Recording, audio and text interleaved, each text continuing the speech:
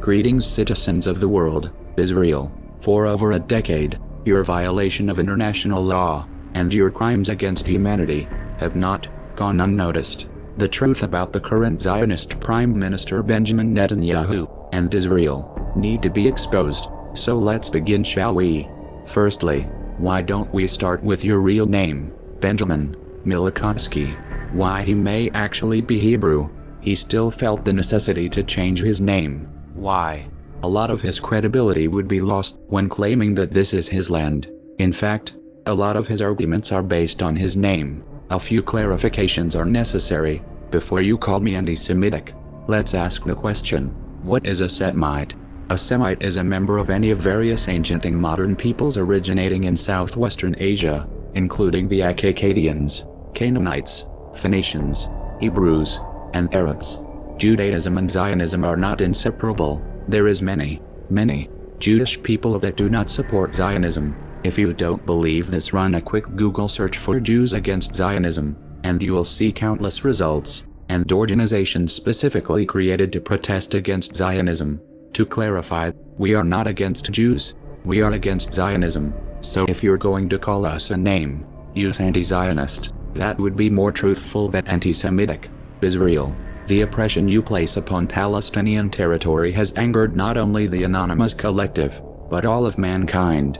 Why the US continues to put taxpayers' money in your pocket, and continues funding and arming your genocide, is beyond us. In fact, Israel gets the most foreign aid than any other country. Let's get down to the truth. Zionism is a Rothschild-created and funded agenda, and from our opinion, these are its motives. 1. To get a foothold in the Middle East. 2. It gives them their own intelligence agency, Mossad, which just happens to show up in suspicious cases all over the globe. 3. Palestine has huge amounts of natural gas, one of the largest sources in the region, estimated over 1 trillion cubic feet of natural gas. 4. It is another schism that they use to divide and conquer the population of the earth. Let's take a look how many Zionists are in places of power, not just in America, but all over the world, and this is not but a taste of how much control they really have on the West.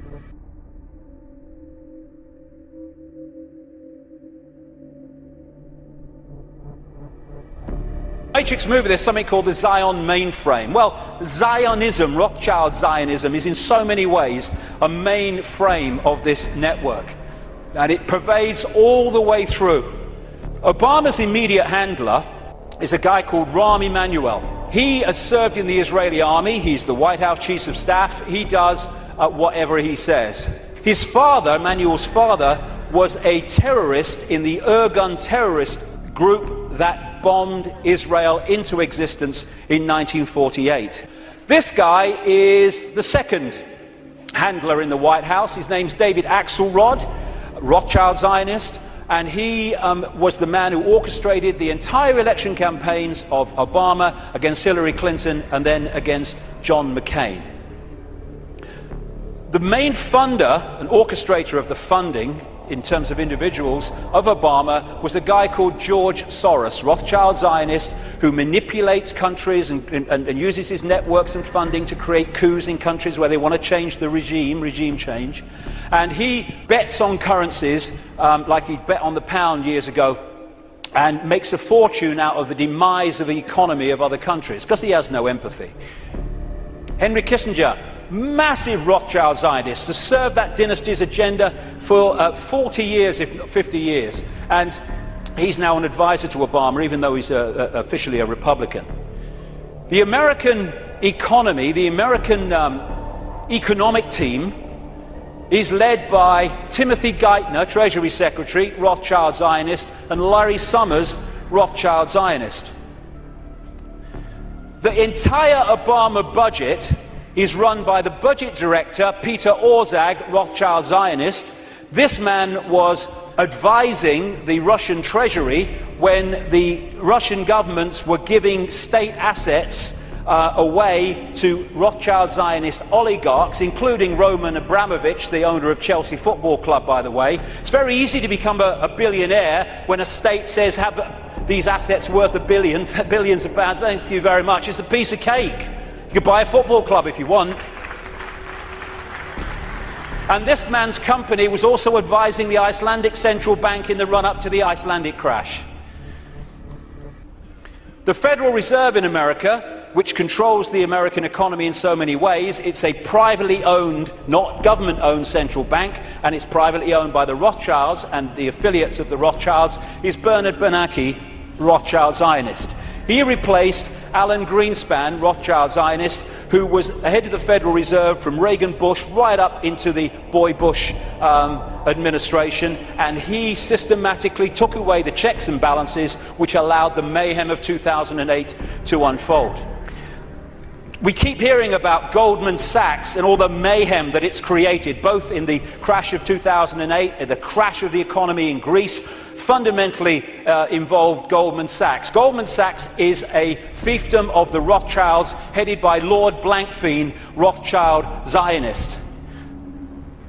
The World Bank, headed by a Rothschild Zionist. The IMF, International Monetary Fund, headed by a Rothschild Zionist. European Central Bank, headed by a Rothschild Zionist. A stream of so-called czars, as they call them in America, controlling different policies and areas, policy areas of the Obama administration, Rothschild Zionists, including Cass Sunstein, who has actually written a paper saying people who have conspiracy theories should either be banned from expressing them or taxed for expressing them. Taxed!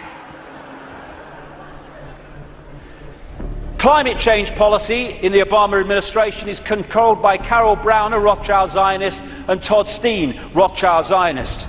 Major area of policy. The American administration is utterly awash with Rothschild Zionists. We are not trying to anger you. There is a vast difference between the philosophy of Judaism and the philosophy of Zionism.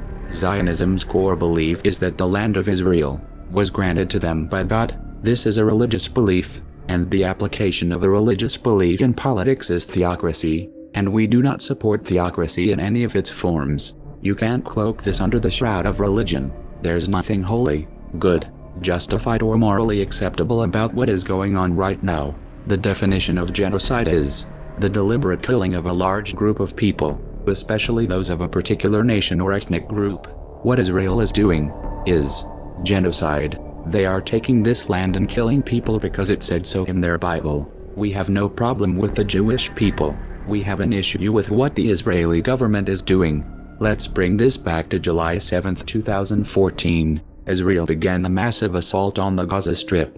In the first week, Israel dropped over 400 tons of bombs, killing over 130 civilians, about half of them being women and children. Israel's official justification for these attacks, the murder of 3 Israeli teenagers, which Israel blames on Hamas. Israel still hasn't produced any evidence that the murders were Hamas, or even a Palestinian, and in fact the evidence that we do have indicates that the murders were Israeli. This is the Israeli teenagers' distress call to the police. You can hear the kidnappers telling the boys to put their head down in Hebrew. This tape was held under a gag order by the Israeli government.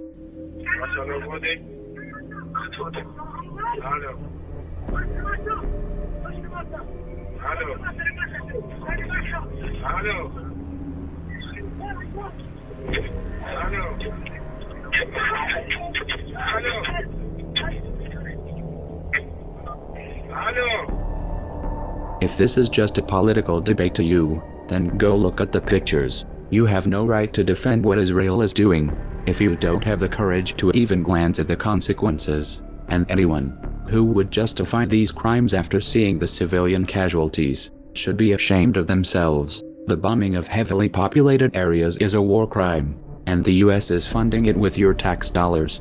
United as one, divided by zero. We are anonymous. We are legion. We do not forgive. We do not forget. Expect us.